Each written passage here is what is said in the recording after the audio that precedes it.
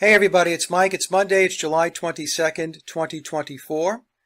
And this is part 2 of my analysis of the July 13th event with Trump and the, quote, shooting. It's going to be the last piece of analysis that I do on this topic because you either get it or you don't get it. And for those of you who don't get it, you can just press the stop button right now and head over to Fox News. Okay, so let's get into it. One of the big problems that we have with getting people to understand all of the theatrics is most people believe the bottom of the pyramid of power is the entire pyramid. And the graphics I'm showing you are sourced from Dylan Monroe, who is with the Deep State Mapping Project, and I'll put a link down below in the description box to Dylan's image, and we'll see the entire image on the next slide, as well as his Rumble channel. Dylan's work depicts 5 tiers contained within the pyramid of power. And the first tier is what I'm showing you here.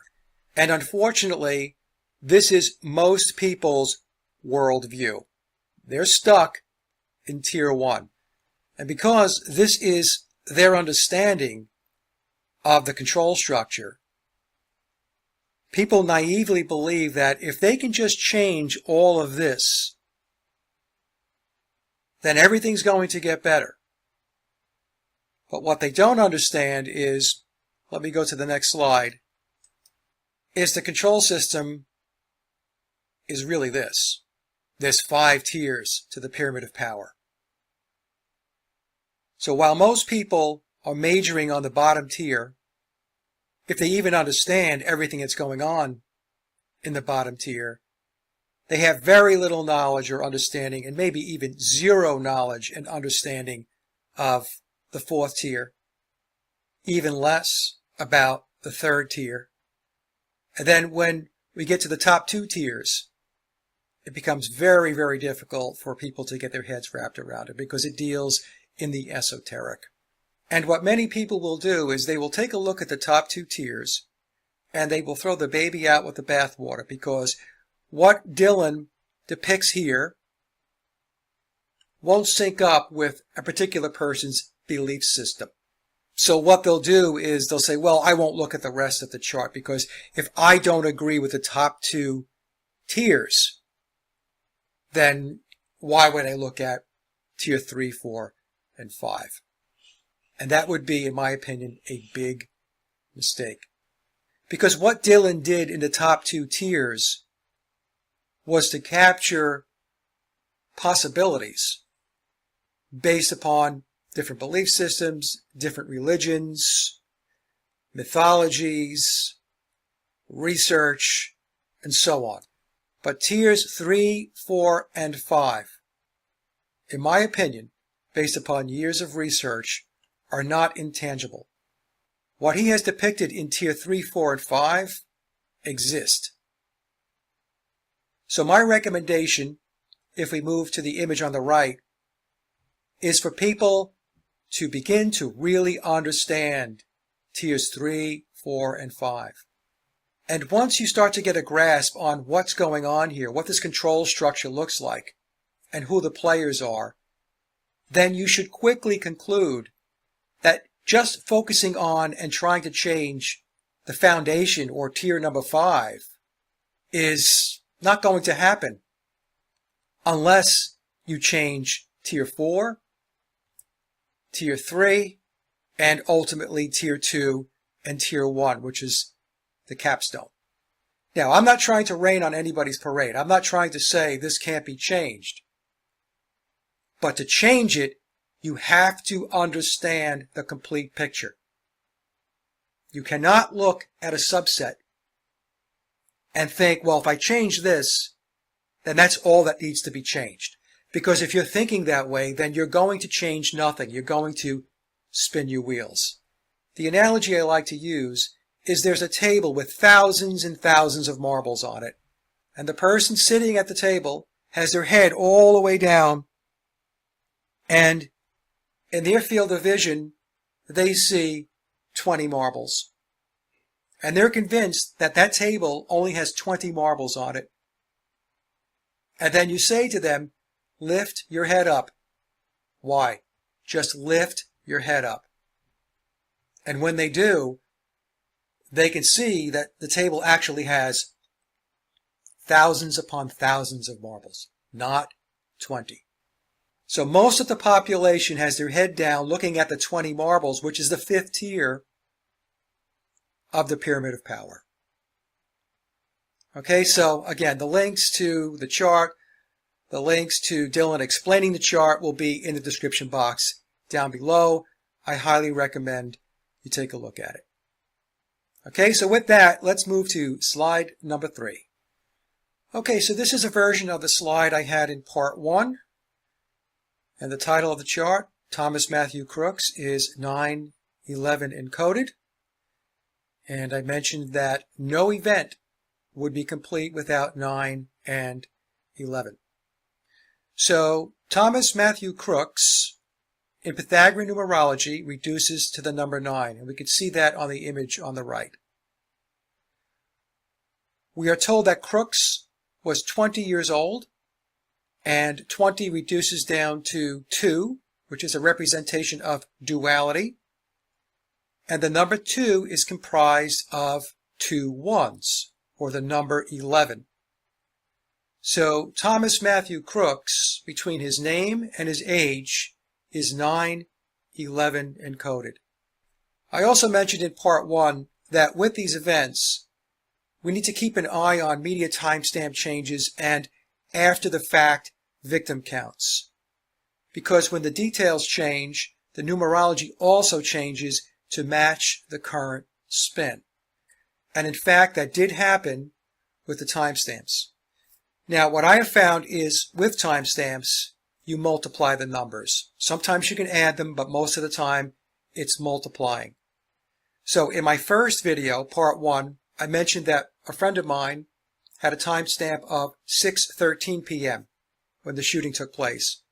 When I went in to take a look, it was 6:15. So right off the bat, we had 2 different timestamps. But as I was putting this presentation together, we also have 6:10 p.m., 6:11, and 6:12. So when we multiply these numbers, 6:10 reduces to 6. 6:11 reduces to 66. 6 plus 6 equals 12. 1 plus 2 equals 3. 6:12, 6 times 12 is 72. 7 plus 2 equals 9. 6:13, 6 times 13 is 78. 7 plus 8 is 15. 1 plus 5 equals 6. 6 times 15 equals 90. 9 plus 0 equals 9. So what they did with the timestamps was to represent 3, 6, and 9. And as I mentioned in my first video, 3, 6, and 9 in the occult are considered powerful numbers. Alright, so let's move to slide number 4 and take a look at some other examples of 9/11 encoded events. Okay, so 2 events that many people, or most people, if not all people, should recognize is COVID-19 coronavirus and BLM or Black Lives Matter. And both of those events were 9/11 encoded. So COVID-19 has numerology that reduces to the number 9, and coronavirus reduces to the number 11. With Black Lives Matter, BLM reduces to 9, and when we spell out Black Lives Matter, that reduces to the number 11. So both of those events, COVID-19 and Black Lives Matter, were 9/11 encoded. And so with that, let's move to slide number 5 and take a further look at the numbers that were in play on July 13th of 2024. Okay, so whenever you look at these events and you want to break down the numerology, what you have to do is to identify symbols that are being presented, keywords, and artifacts. And an artifact would be something like an AR-15. So I put this chart together on the right, and I identified 31 symbols, keywords, and artifacts. There could be more, but I took a look at 31 of them. And what I did was to take each one of these phrases and run them through the calculator to calculate the numerology. So if we move to the left-hand side of the chart, I explained that Thomas Matthew Crooks is 911 encoded. So he represents both the number 9 and the number 11. And as I mentioned in part 1, whenever we see 9 and 11 together, it means big change is on the horizon. Something big is being planned. Now the phrases that reduced to either the number 3 or 6 were blood, the town of Butler, the word ear, Trump saying fight, fight, fight, fuck you, represented by the middle finger or flipping the bird by those in the audience, podium, shoes, and text Pennsylvania to 88022, which was on the podium. The following phrases had numerology of 7, and 7 plays a very, very big role in what took place on July 13th. Assassination, bandage, bloody ear, Butler, PA, meaning the town and the state, J.D. Vance, the license plate number of the Secret Service vehicle that Trump got into after the shooting. The plate number was 131036, which reduced to the number 7. Middle finger has numerology of 7, as does right ear, Secret Service, Trump, and Make America Great Again 2024. Phrases with numerology of 9, AR-15, bullet, devil horns. Now remember, at the end of the clip that I showed in part 1, we had a guy in the audience as Trump was heading toward the Secret Service vehicle and getting in and then raising his fist again. There was a person in the audience that had the devil horns up, and he kept them up there for a while. Fist has numerology of 9, as does roof, sniper, and Thomas Matthew Crooks, going back to bullet number 1. His name reduces to the number 9. And then I pointed out that there were signs in the audience that said, Joe Biden, you're fired. And Joe Biden, you're fired reduces to the number 10. And I said in my part 1 that that meant Biden was out, that he was not going to run for a second term. And when I say Biden, I'm talking about the person playing the character of Joe Biden. Now, in the comment section, there were a couple of people in the part 1 video that were asking about the symbolism of shoes, because Trump, when he was behind the podium, was saying, I have to get my shoes. And if we go to the chart on the right, shoes has numerology of 3, which is also a representation of the 777s, or the lightning flash of creation through the Kabbalah tree of life. And the way we get to the 777s, 7 plus 7 plus 7 equals 21, and 2 plus 1 equals 3. In Masonry, shoes symbolize completing a contract or entering or standing on hallowed ground. So when Trump was mentioning his shoes, he was referencing Masonic symbolism. Again, completing a contract or entering or standing on hallowed ground. My interpretation of Trump talking about his shoes behind the podium from a Masonic symbolism perspective, and this is speculative on my part, is perhaps he was speaking to the inner circle, that he concluded his part in the ritual. And by going through the ritual, he solidified being placed in office for a second term. And as I mentioned in the first video, none of these presidents are elected. They are selected by their controllers. They have masters. And if we take a look at the baseball caps that people are wearing now, the Trump caps, that have the numbers 45 and 47 stitched on the side, well, 45 reduces to 9 and 47 reduces to 11. So Trump is 9/11 encoded. And what is also interesting is Joe Biden was the 46th president, which means the number 10 was with him from the very beginning. And so with that, let's move to slide number 6 and talk about the wheel spinning narrative. Okay, so I'm not going to spend a lot of time on this chart, but I thought it was important to step through how the mainstream media releases scripted narratives to put out information that keeps people running on the hamster wheel. And that's why I titled the chart the spinning wheel narrative. The information that's put out by the mainstream media is intended to keep the conversation and the dialogue at the lowest level denominator, essentially a low functioning discourse. And that results in people arguing and debating and getting very frustrated. And eventually what happens is most people will walk away because it becomes such a circus environment that it's not worth your time and effort to continue engaging or having a discussion on the topic. Many times when a young person is the main protagonist, the shooter in these events, we get the obligatory school picture, whether it be high school or college. And we have that going on with crooks. This is something, if you go back to other shootings, again with young people, this is what the media puts out. Okay, so let's move to the left-hand side of the chart and let's ask some questions so that we can think through it and see how nonsensical this narrative is.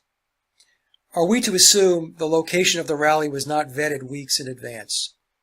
So, standard procedure for law enforcement, whether it be local or federal, if you're going to have a high-profile speaker or a high-profile event take place, and I think we could define a high-profile event, which is one that has a president or a former president as the speaker. So it seems logical to me that both federal and local law enforcement, including the Secret Service, would have vetted the entire area, scoped it out beforehand to make sure that any possible risks or threats, like rooftops of buildings, were identified and secured and locked down. But evidently, that didn't happen. And then there were some articles that I read where the federal and local law enforcement agencies were finger pointing, meaning that assignments were not clearly understood. There were miscommunications.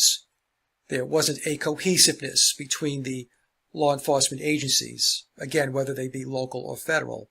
Are we to believe that when we're having a former president speak at a rally? I don't know.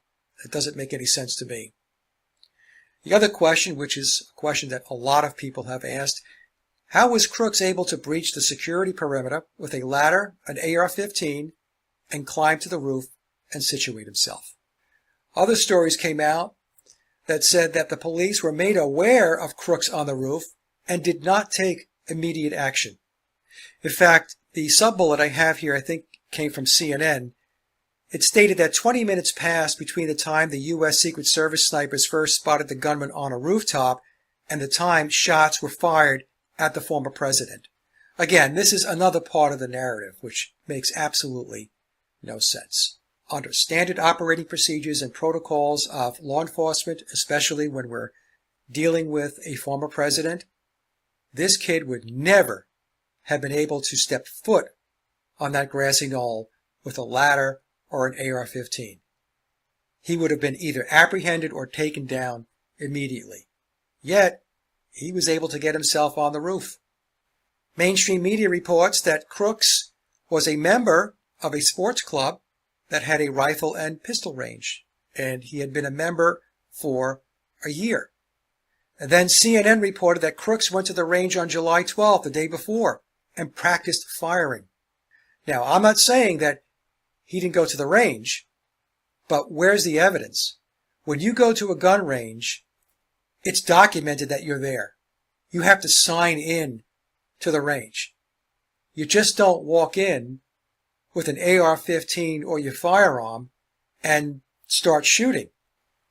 So where's the evidence that he was at the shooting range on July 12th, or that he was ever at the shooting range. And then last but not least, and this is standard script writing, the mainstream media reports that Crooks had explosives in the trunk of his car. Okay, so let's talk a bit about predictive programming. I recall going back weeks and a couple of months ago, maybe even a few months ago, where I was seeing articles on the InfoWars website and their Rumble channel where they were talking about a possible assassination attempt on Trump. And the way I view this is conditioning and table setting, predictive programming, to acclimate the audience to this, quote, possibility. And the reason this is done is to create worry, stress, and to lather people up. It's to create more conflict in the system. And then on July 15th, on the InfoWars site, here's the headline. Alex Jones warned the world in the months leading up to the Trump assassination attempt. So here we have InfoWars patting themselves on the back, saying, hey, we told you so, we predicted this was going to happen. Well, was it really predictive? Were they really connecting dots? Or is this part of the script? Now, from an occult perspective, we can look at predictive programming as divination. So divination, from an occult perspective, is the ability to attempt to foresee, foretell, or predict something. So divination is the attempt to gain insight into a question or situation by way of an occultic ritual or practice. And I would argue these events are rituals. So my point is, and I'm using InfoWars as an example, because they were not the only alternative media source to come out with these assassination stories weeks and months in advance. Are they actually connecting dots, or is this part of the scripted narrative? So the Trump assassination stories circulated months in advance of July 13th of 2024. And again, I'm using InfoWars as an example. And one headline that I picked off the InfoWars site had Alex Jones saying on May 3rd of 2024, so 2.5 months prior to July 13th, there's a very good chance they're going to go ahead and kill Trump. Again, is this actual dot connecting, or is this a scripted narrative that's playing out a self-fulfilling prophecy? I'll let you decide. Going to my second bullet, which I covered some of these points in the prior chart, the media creates diversions, breakdown in security, miscommunications, finger pointing, as I mentioned on slide number 6, feds versus local law enforcement, possible second shooters, etc. This media frenzy creates a circus environment. It's information and misinformation overload. People just don't know what to do with all of this information. In fact, there's a quote from Yuval Harari from the World Economic Forum where he talks about this, where the controllers look to intentionally deluge the system, thus the population, with an overload of information. There's so much information, whether it be bad information, good information, or something in between, that it makes it almost impossible to figure out what's going on and get to the truth. Because the pile of information is so high and so deep that it takes enormous amounts of time to plow through and try to figure out what's good and what's not.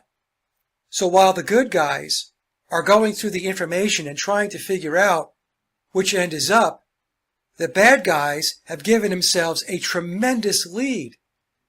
So they're 100 miles down the road while you're still sifting through the pile of junk. So this constant, non-stop stream of information has created an environment where it makes it virtually impossible to figure out what's really going on. And last but not least, the final bullet is asking the question, was this rally and this, quote, shooting table setting leading into the Republican National Convention. My opinion? Absolutely it was. And if I go back to the ritualistic aspect of this, it was the ritual before the coronation. And the coronation being Trump receiving the Republican nomination for the presidency. And if I move to slide number 8, we're back to InfoWars again, and this was on X or Twitter this morning, Monday, July 22nd, 2024. It was a tweet by Alex Jones, emergency exclusive. Top special operations leaders have formed a unified consensus. Deep state will try to kill Trump again. As I said in my first presentation on July 13th and this presentation, you better put your seatbelts on because there's going to be a lot of upheaval coming our way. All right, let's move to slide number 9. Okay, so this is a slide that I showed in part 1, and the reason why I'm replaying it is because I want to show the audience that the emergence of the number 7 is not coincidental.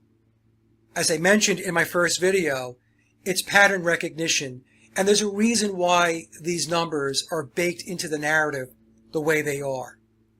And what I'm going to show you is Trump and the number 7 are integrated.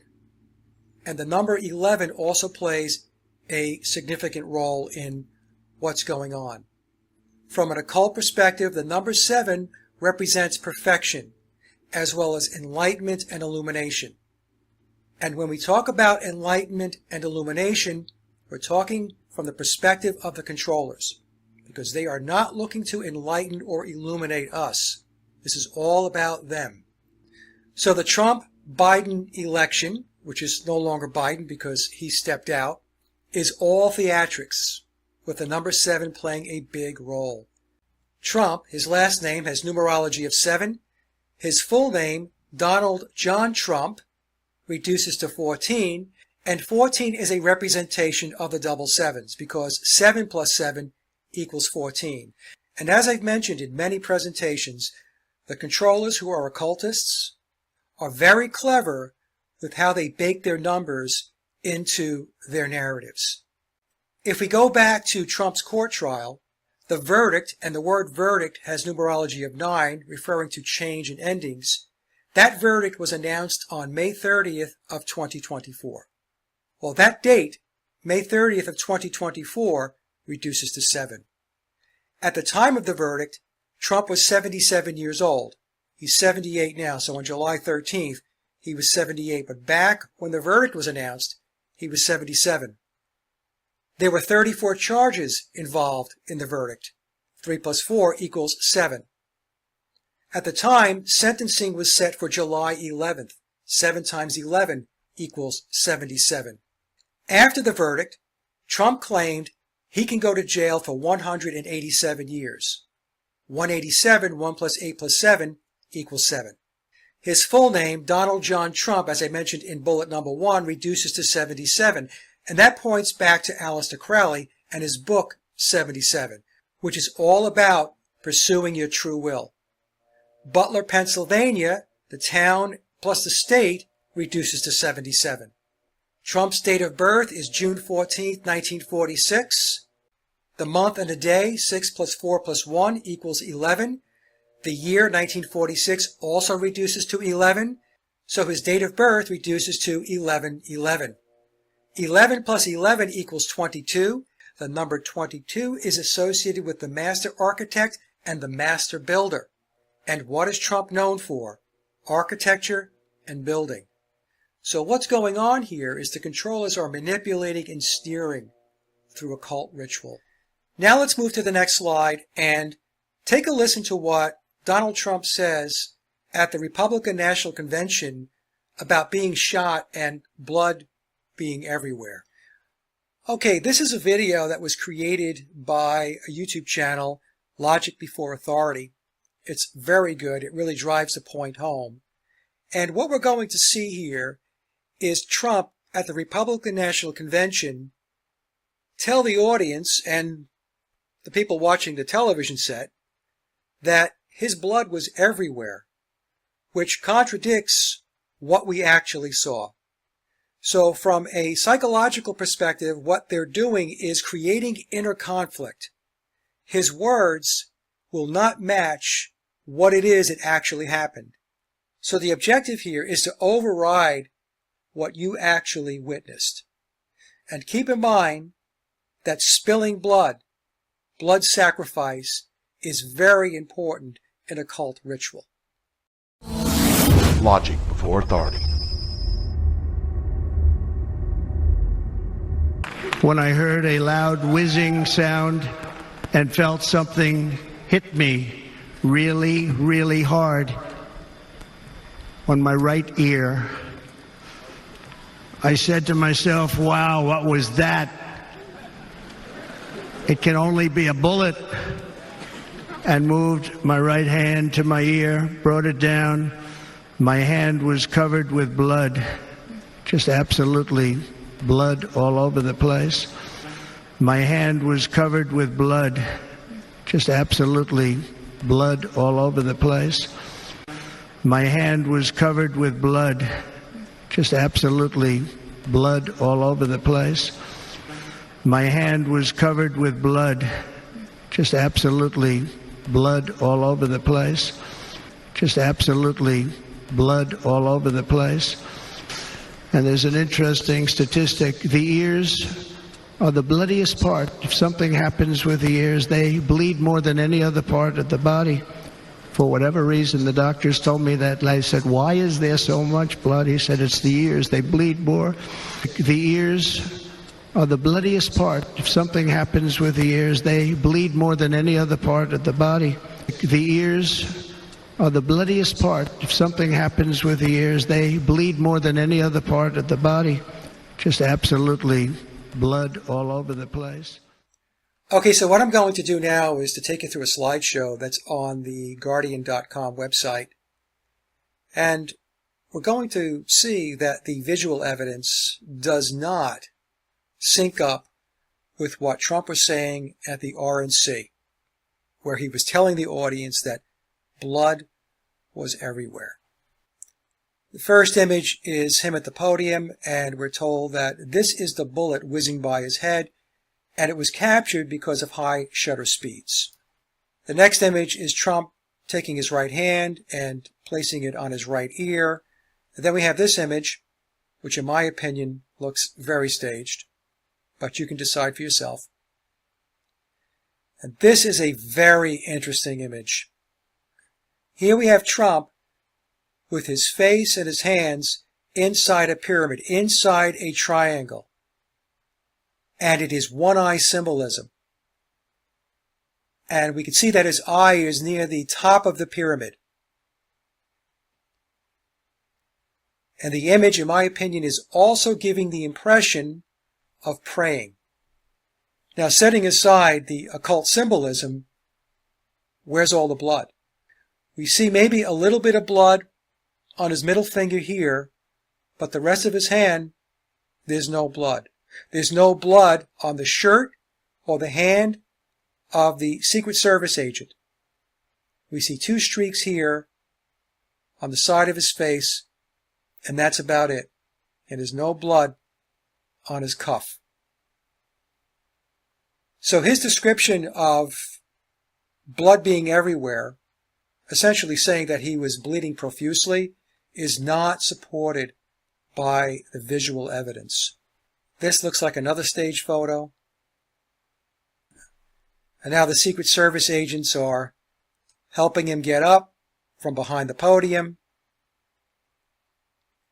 And again, if he was bleeding profusely, if there was blood everywhere, where is it? It's not on the side of his face, it's not on his neck, it's not on his shirt, it's not on his hands. None of the Secret Service agents have any blood on them.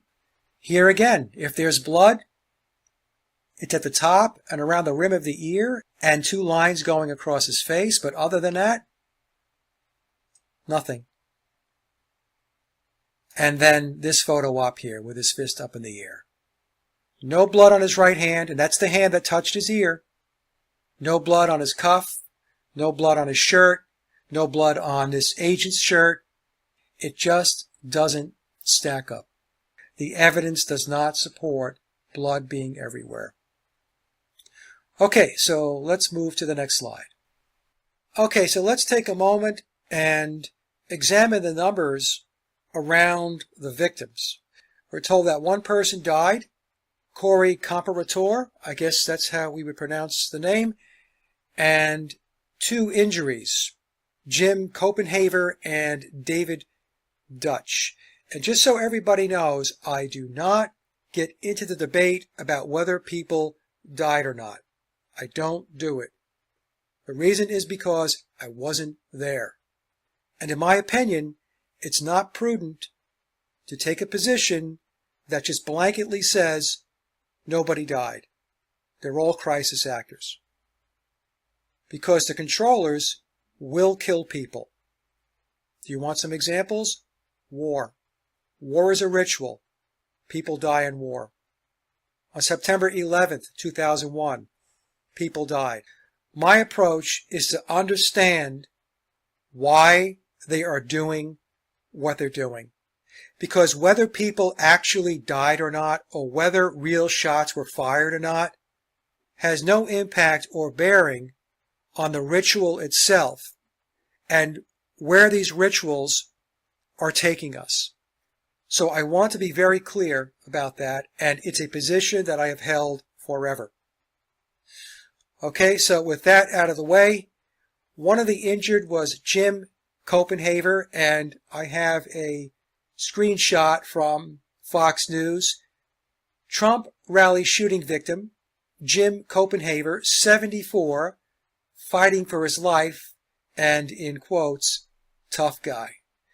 Now, whenever I analyze these events, names are very important, dates are very important, the person's age is very important, and whenever you see phrases like tough guy, that's important as well. They're being called out for a reason. So Jim Copenhaver, his name reduces to the number 13. Jim is 74 years old, and 74 reduces to the master number of 11. The Fox News article mentions that he resides in Moon Township, Pennsylvania. Moon Township, Pennsylvania reduces to 9. The phrase tough guy reduces to the number 7. And also in the article, in quotes, it tells us he has life-altering injuries. Life-altering injuries reduces to 7 as well. David Dutch, who we're told is another person that was injured, his name has numerology of 6. He's 57 years old.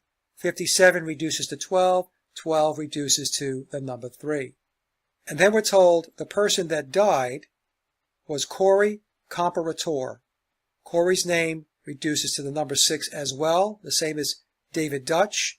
He was 50 years old. 5 plus 0 equals 5. 5 is a representation of 14, and 14 is a representation of the double sevens, 77. Now, sometimes people will ask what the number 6 means. 6 is the number of man in the physical world, or the beast, who still has his passions, being unconscious of his divinity. The number 7, on the other hand, the number of perfection and illumination and enlightenment and expanded consciousness, is the number above 6. So in our physical form here on earth, man is the beast, or number 6. When man becomes illuminated and enlightened, they're rising toward the number 7. Also, another representation of the number 6 goes back to Genesis, because on the 6th day, God created the human couple, Adam and Eve. All right, with that, let's go to slide number 12, and let's talk about the occult significance of the right ear. Okay, so the right ear and the occult. The right ear is often associated with divine communication and guidance. For example, Egyptian, Native American, and Greek and Roman mythology. The right ear is believed to be a conduit for receiving messages from gods, deities, or higher beings. The right ear is also linked to spiritual awakening, the number 7, enlightenment, the number 7, and revelation. And then I found this article here with this title, Why Many Leaders Are Suggesting Trump is Ordained by God. after the assassination attempt. So the bandage on his ear is occult symbolism. It's referencing the right ear, which is associated with divine communication and messages from gods and deities or higher beings. And it's no different than wearing a mask. It's all occult symbolism. And if we move to the next slide, slide number 13, the Trump bandage is the newest fashion trend at the RNC. So what's going on is participation in the ritual, like mask wearing. So these people here are participating in a ritual. All right, let's move to slide number 14. Okay, so some of you may have noticed that I did not talk about the ladder. And the ladder is very important in this narrative. So the title of the chart, the ladder, Osiris, and the number 8. And we're going to talk about alchemical rituals. In Kabbalistic teachings, the number 7 symbolizes perfection, as I've discussed during this presentation. Perfection that is achievable via natural means, while 8 symbolizes that which is beyond nature and its inherently limited perfection. In other words, the number 8 represents supernatural perfection, perfection created by God. The latter is very important in what took place on July 13th, because the ladder represents Jacob's ladder. It's the stairway to heaven. And ladder has numerology of 8. As does the Egyptian god's name Osiris. Osiris also has numerology of 8. And when we see depictions of Osiris, and I have an image here, we see his hands are crossed, making an X, and in his left hand is the crook, and in his right hand is the flail. So what does the crook and the flail mean? Well, the crook and the flail are related to the great work, otherwise known as the magnum opus in alchemy. And it represents spiritual transformation, going to higher levels of consciousness, enlightenment, illumination, mastery of the lower animal self, moving from the number 6 to the number 7. The flail is used to force the flock to move in a certain direction, whereas the crook is used to gently guide them, to pull them along to where you need them to be. And so we have Thomas, Matthew, crooks.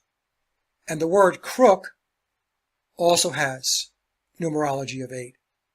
So ladder equals 8, Osiris equals 8, and the crook equals 8. So what's going on is an alchemical ritual to steer the population, to steer the masses in a certain direction. Also, we see a lot of entertainers and celebrities crossing their arms. This is the sign of Osiris risen, the resurrection of Osiris. Osiris was resurrected through Horus, the savior god, the liberator. Also in part 1, I explained how the number 13 plays an important part in what took place on July 13th, because one of the representations of 13 is the master and his disciples or followers, and how 13 also ties back to Horus, the liberator, savior god, the light, which is how I think they're presenting Trump. Trump is the master with his followers, and he's being depicted as waging war against the deep state, or Set. And in Egyptian mythology, Horus battles Set. That's where we get the term the Great Reset. It's the return of Set, the battle between the light and the dark. Horus is the light, and Set represents darkness and chaos. And I know this may sound very, very strange to a lot of people, but we have to go back to what I said at the beginning of this presentation and what I have said in so many of my presentations. The world is controlled by occultists. Now, I should also mention that when we talk about the great work or the magnum opus in alchemy, that is work that an initiate or an adept would take on individually to achieve mastery of their lower self and ascend toward spiritual transformation. But from the controller's perspective, we are not initiates or adepts. We are profane. So they're going to lead the parade.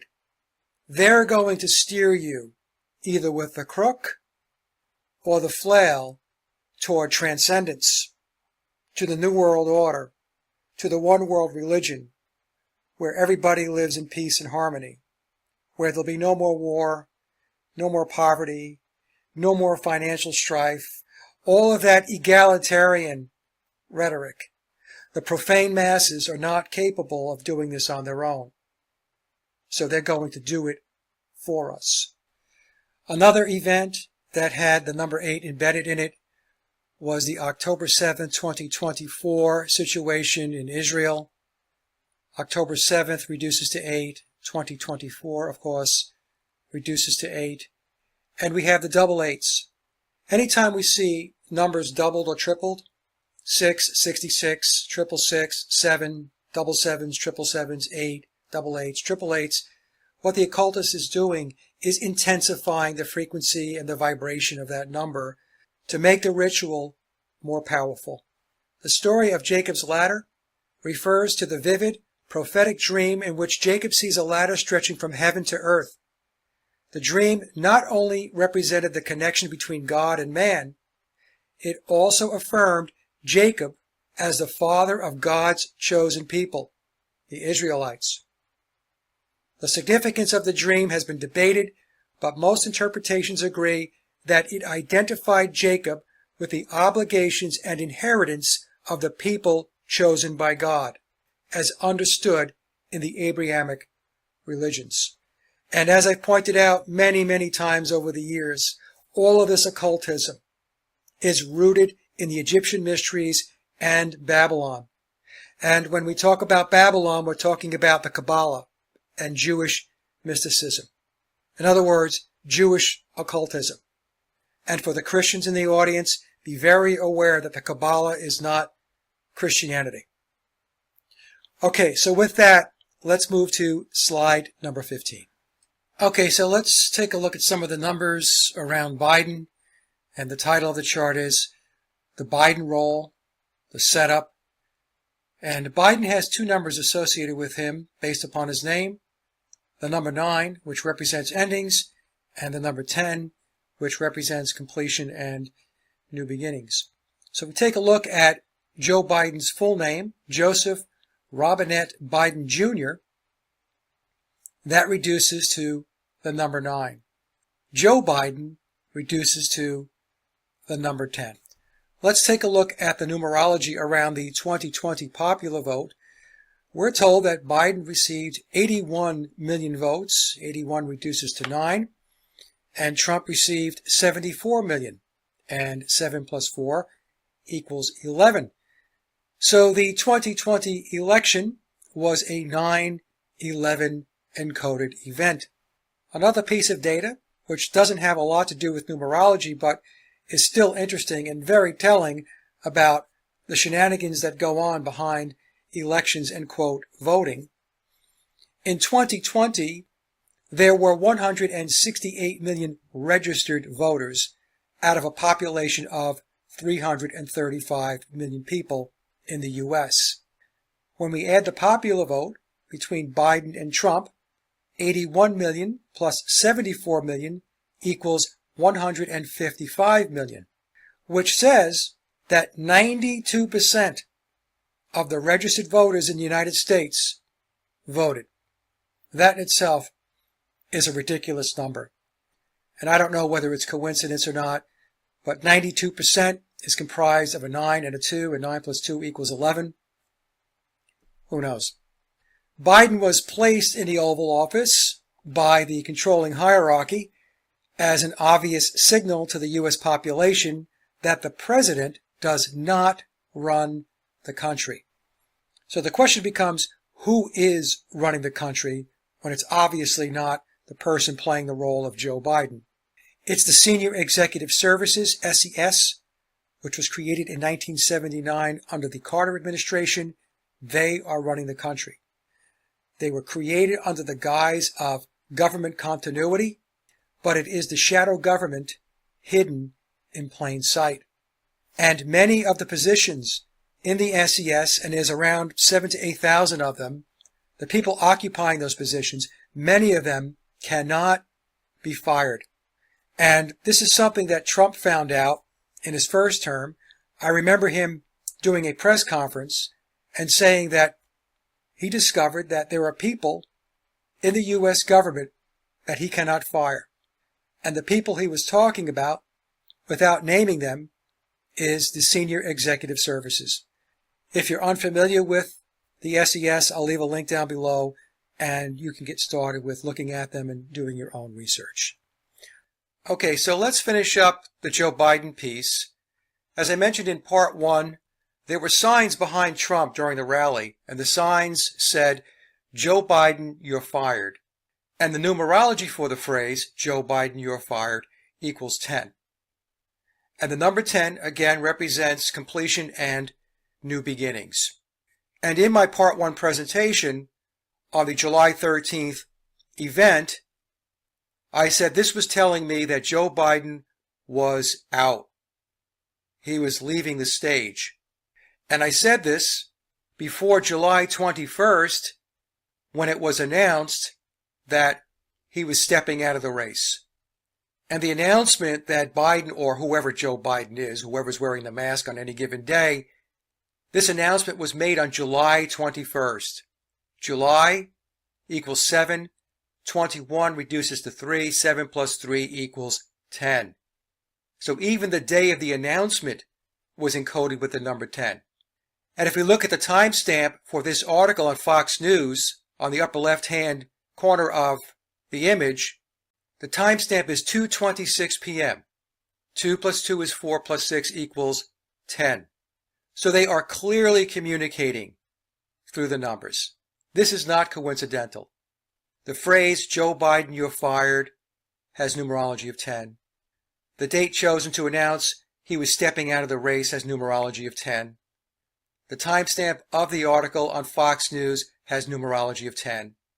So for those who think that this is all coincidental, that these numbers just happen to appear and that there's no pattern, I think you have to rethink your thinking. Okay, so with that, let me move to the last slide and let's talk about why I believe they are positioning Trump for a second term. Okay, so with this slide, I'm going to take you through why I believe that Trump is being positioned for a second term.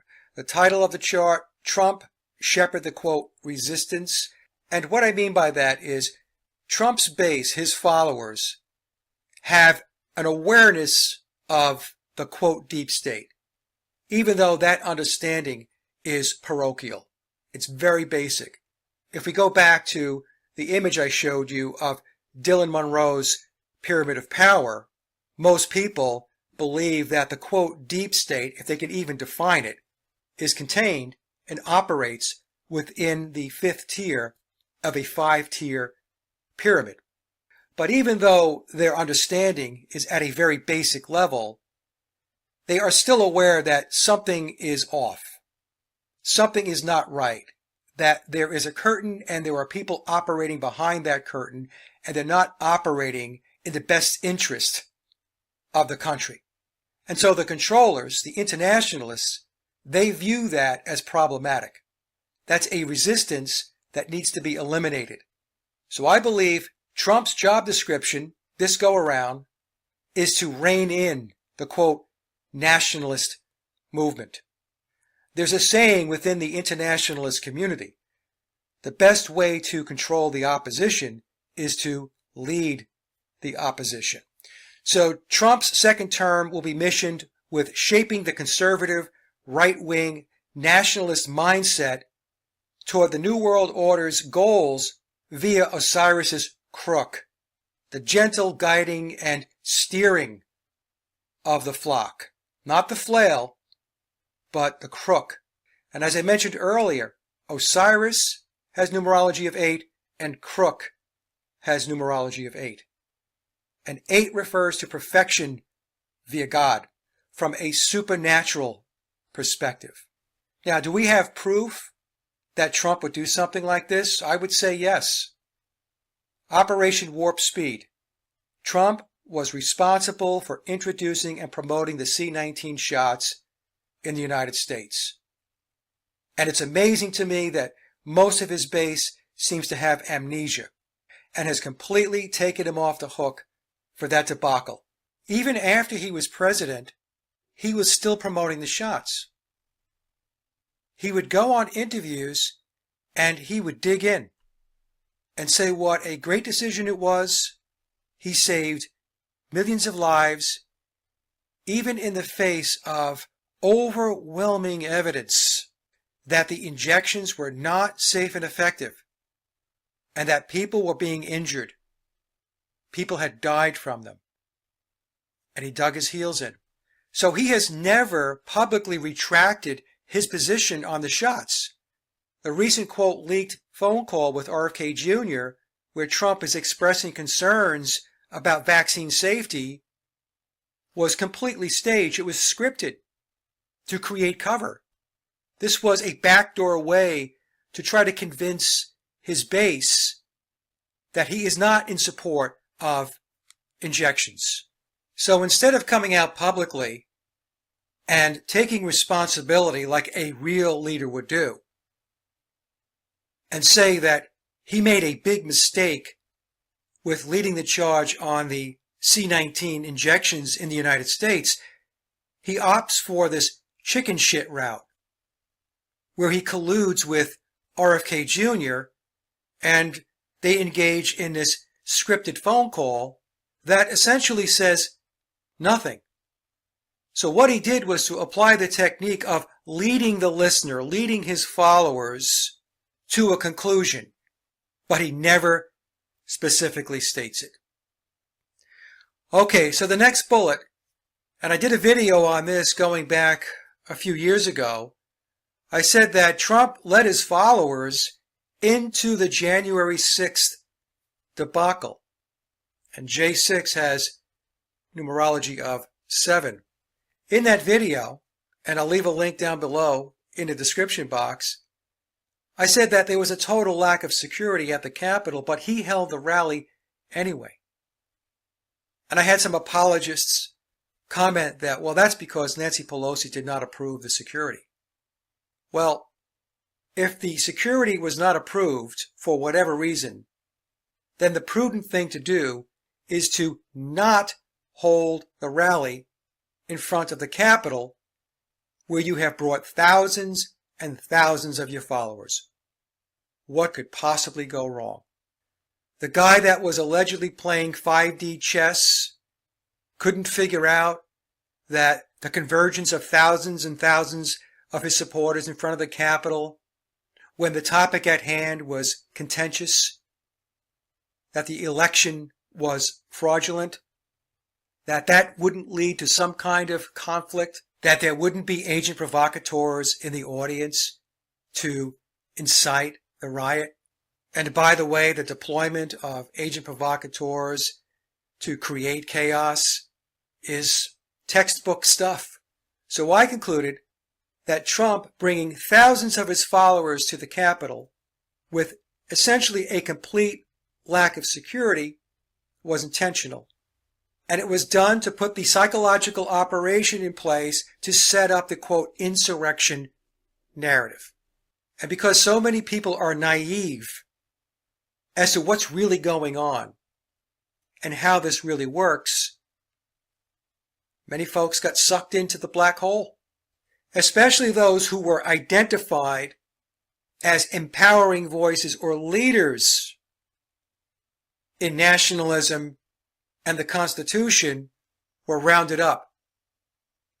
And they received very stiff prison sentences. Stuart Rhodes of Oath Keepers, as an example, is in prison for 18 years. And I can just hear the Trump supporters saying right now, when he gets in office, he's going to pardon them. I hope he does. That's the least he can do. Because these people who believed in him, they believed in the illusion, have been holed up now for 4 years in this Gestapo legal system that was established with the January 6th event. Another concern is Trump's unwavering support for Israel. He's a Zionist. And his selection of J.D. Vance as his VP running mate confirms his allegiance to Israel. And I've discussed on other presentations and interviews that the United States is under foreign occupation. It's being occupied by the internationalist bankers, going back to the Jewish control system. Washington, D.C. is a sovereign city-state. It's not part of the Republic of the United States. So think of a sovereign city-state as another country. So the United States, with its executive, legislative, and judicial branches residing in the District of Columbia, means that we are being, quote, governed by an occupying force. And Trump, as well as anybody else who sits in the Oval Office, is in bed with their Israeli masters. In fact, Congressman Thomas Massie, one of the very few who actually speaks the truth, said that most congresspeople have an AIPAC babysitter, somebody from AIPAC assigned to them to make sure that Israel's interests are protected from a legislative perspective. And another problem that we have in our government is the dual Israeli-American citizenship that is pervasive throughout government. Now, going back to 2019, there were some articles that were written that claimed that Trump converted to Judaism in 2017. And I'll leave a link down below that talks about this, and you can decide for yourself. But whether he actually converted or not, his staunch, unwavering support for Israel is very obvious. And I should also note that J.D. Vance, his name has numerology of 7, as does Trump. So I believe Trump's second term is to rein in the nationalist movement and to table set Agenda 2030. Because if Trump is placed back in office, his 4-year term is going to take us right into 2030. I should also note that Agenda 21 has numerology of 8. Q-Drops also has numerology of 8. Agenda 2030 is a checkpoint along the Agenda 21 timeline or project plan, because that's what Agenda 21 is, to lead the United States as well as the rest of the world into the one world everything by January 1st of the year 2100. And if the controllers are successful, then they will have everything in place in their minds by January 1st of the year 2100. So think in terms of the runway being 75 years. And when you put it into that perspective, then you'll start to understand the magnitude of the change that needs to take place for the controllers to get from point A to point B. And that's why we're seeing so much chaos in the world today. Because from chaos, they create their order. The controllers being occultists, as I've mentioned a number of times in this presentation and in many other presentations and interviews that I've done over time, their ideology stems from the cult of Pan, the cult of Dionysus, Luciferianism. And Pan has numerology of 13. Just like Operation Warp Speed has numerology of 13. Just like the, quote, shooting event taking place on July 13th And the story of the Pied Piper, which is a variation on the mythology of Pan, plays his flute and leads the children of Hamlet out of the town, never to be seen again. So in my opinion, Trump is playing the role of the Pied Piper. Again, it's to rein in the nationalist movement.